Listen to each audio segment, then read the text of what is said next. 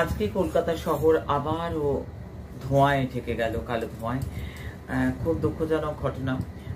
আমি বারবার করে গণনায় বলছিলাম, বারবার করে গণনায় বলছিলাম, সত্যি কি বলেছি গণনা, যে কোনো ওষুধ কারখানাতে অগ্নিকাণ্ড হতে পারে, কোনো মেডিকেল রিলেটেড জায়গায় অগ্নিকাণ্ড হতে পারে।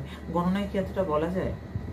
একবার নিজের কানে শুনে নি কি বলেছিলাম সেদিন, কি বললাম, আদৌ কি সত্যি এটা বললাম, না আসল সত্যিটা আমি কি বললাম, কিসে আমি অ্যালার্ট করেছিলাম মানুষকে, সতর্ক আমি কোথায় করেছিলাম, কোন জায়গাটায় আমি মানুষকে সজাগ করেছি, কোন জায়গায় আমি মানুষকে সতর্ক করেছি, সেটাই শুনে নেব। 28 জুলাই মঙ্গলের মহাপরিবর্তন, তার জন্য সতর্কতা জারি করব। বাচ্চাদের নিয়ে কোনো নিউজ আসতে পারে, বাচ্চাদের শরীর স্বাস্থ্য, যারা দূর পথে ভ্রমণ করছে তাদের এই সময় সতর্ক হতে হবে।